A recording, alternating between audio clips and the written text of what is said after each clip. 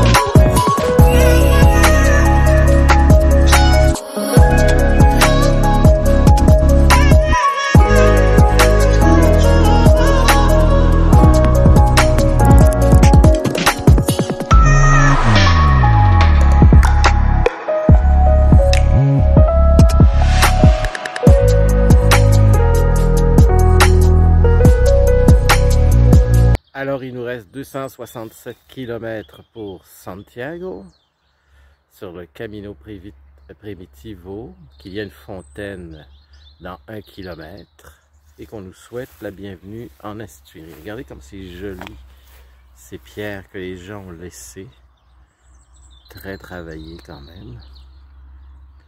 C'est de toute beauté. Alors on va aller à la fontaine, nous abreuver. J'ai besoin d'eau fraîche. J'arrive au pont du Casas Zirona, un joli pont, je suis sûr qu'il y a plus de 1000 ans au moins. Vous voyez comme c'est joli, avec la petite cascade, ça fait rêver, hein?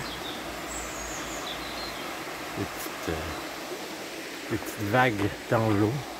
Ici c'est un peu plus sombre. Mais le chemin est, avec un soleil comme ça, là, c'est magique. Parce que il n'y a personne en plus. Je vois personne. Pourtant, les albergues sont pleines. Mais où sont les gens? Je les cherche. En fait, je les cherche pas, là. Je suis très bien dans la nature, avec les petits oiseaux et le bruit de l'eau. Je me plains pas. Ah oui, j'ai oublié de vous dire, j'ai pas encore pris mon café du matin parce qu'il n'y avait pas de déjeuner compris au monastère. Alors, j'espère qu'au village, là j'arrive dans un gros village, un plus gros village que les autres, qui était assez désert, et j'espère qu'il y a du café. J'ai enfin mon café, mais à Salas. Il est 11 h, alors j'ai dû patienter, mais il est très bon. Alors c'est juste pour vous dire qu'il y a beaucoup de fumeurs en Espagne et on peut bien comprendre s'il y a toutes des machines dans toutes les bars comme ici. Alors, quelque chose qu'on ne voit plus au Québec, c'est ces machines-là qui polluaient non seulement notre vue, mais aussi nos poumons. Alors, devinez où je vais dormir ce soir. Ben, vous le voyez devant vous, à Salas. Et ce qui est bien à Salas, c'est que c'est une ville fortifiée. Regardez bien. On a une tour et une entrée, une porte d'entrée fortifiée. C'est vraiment beau. Je ne savais pas.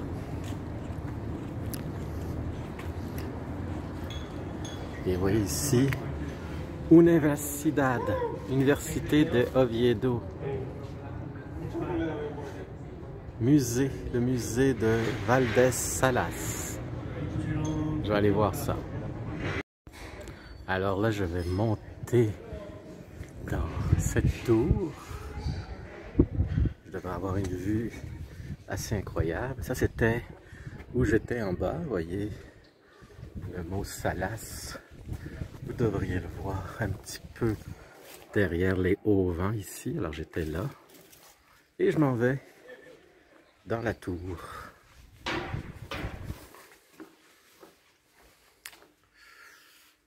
Alors ça monte. Alors c'est très lugubre, comme dans toutes les tours du Moyen-Âge. Vous voyez, les gens étaient plus petits, donc ils pouvaient passer facilement dans ce type d'escalier. Et voilà, je suis sur le haut de la tour où j'étais justement en bas.